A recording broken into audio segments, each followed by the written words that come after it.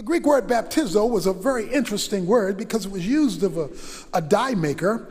If a mother back then wanted to make her daughter a blue dress, she would buy the cloth, and then she would dip the cloth into, she would take it to the dye maker, and he would dip the cloth into blue dye, dry it, so she now had blue dye, blue cloth to make her daughter a blue dress, or red or pink or yellow or whatever the color happened to be. It was a reclassification and a re-identification of the color of the cloth in order to produce the clothes that the mother wanted to make.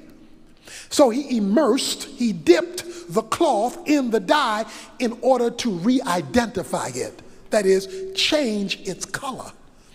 When Paul talks about the spiritual baptism of the believer in Romans chapter 6, he says, we were baptized into his death. What this means, brothers and sisters, is that your identity must first be Christian. Your identity cannot first be black, it cannot first be white, it cannot be first Democrat, it cannot first be Republican, it not first can be poor, it cannot first be rich. It must be, you must come out clearly as a representative of Jesus Christ.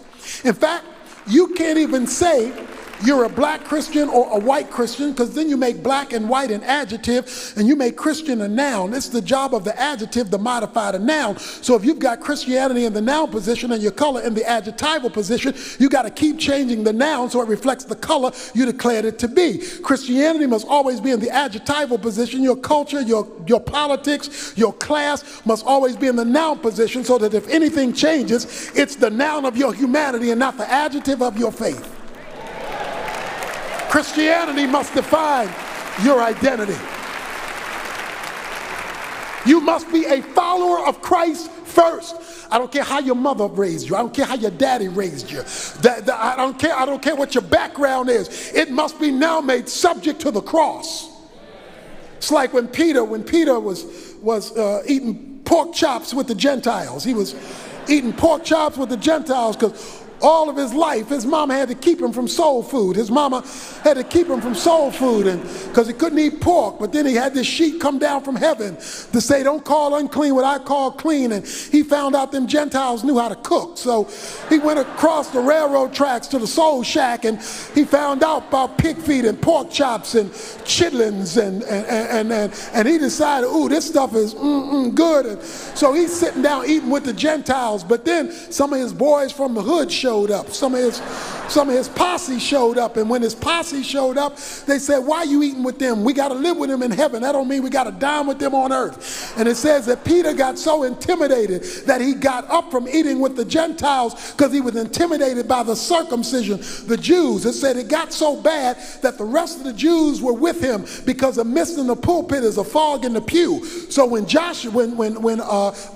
Peter was wrong, the rest of the Jews who were eating with them, well, they went wrong too. Bad leadership make bad congregations. And then it says, so the Gentiles are insulted because of what happens. It even goes to say, and Barnabas was carried away by their hypocrisy. Not my boy Barney, anybody but Barney.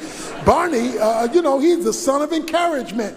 I mean, Barnabas, the reason he's highlighted is because he's born in Cyprus. Cyprus is a Roman Gentile colony. So he went to school with Gentiles, played ball with Gentiles. But that's how bad racism is. It'll make a good man bad. So even Barnabas got away and was carried away with their hypocrisy. And he would have gotten away with it too, except for Paul wanted some pork chops too. So Paul has shown up, and Paul said, and when I saw that he was not acting in concert with the truth of the gospel. Wait a minute, this got to do with race, this got to do with culture. What the gospel's got to do with this? Because the good news of the gospel is not just the free gift out of hell into heaven.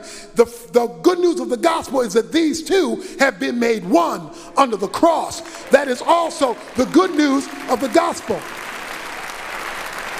And so he says, when I saw that they were not acting in concert with the truth of the gospel, I didn't hold a private meeting. I didn't have a private seminar, can't we all get along? I condemned Peter in front of them all, because it doesn't take 250 years to solve a problem that could be solved in 2 minutes and 30 seconds when people are under kingdom authority. He says, I condemn them all. And my favorite verse in the New Testament Galatians 2:20, I'm crucified with Christ, nevertheless I yet live, yet not I, it's Christ who lives in me. The life which I now live, I live by faith in the Son of God who loved me and gave himself for me. Well, guess what? That comes at the end of this story. We quote that verse without seeing the story. Paul is talking to Peter and telling Peter, boy, you got the wrong identity. You're supposed to be Christian first, not Jew first. All your Jewishness. Now, God is not expecting everybody to be alike. He's not expecting you to like soul music, and he's not expecting me to like country and western, thank God. What he is saying is, I expect you to be Christian first. We've allowed contemporary politics to separate. Most Anglo-Christians have been Republican, the evangelical movement to put in the current president. Most African-American Christians concerned about justice, 94% of them voted Democratic. There's two different worldviews. The problem is when that is allowed to interfere with the kingdom of God. Because God doesn't ride the backs of donkeys or elephants. He is the consummate independent. He only votes for himself. So no matter who you voted for, when you come out of that voting booth, you live for the King of Kings and Lord of Lords, not for the Democrats or the Republicans. You belong to another kingdom.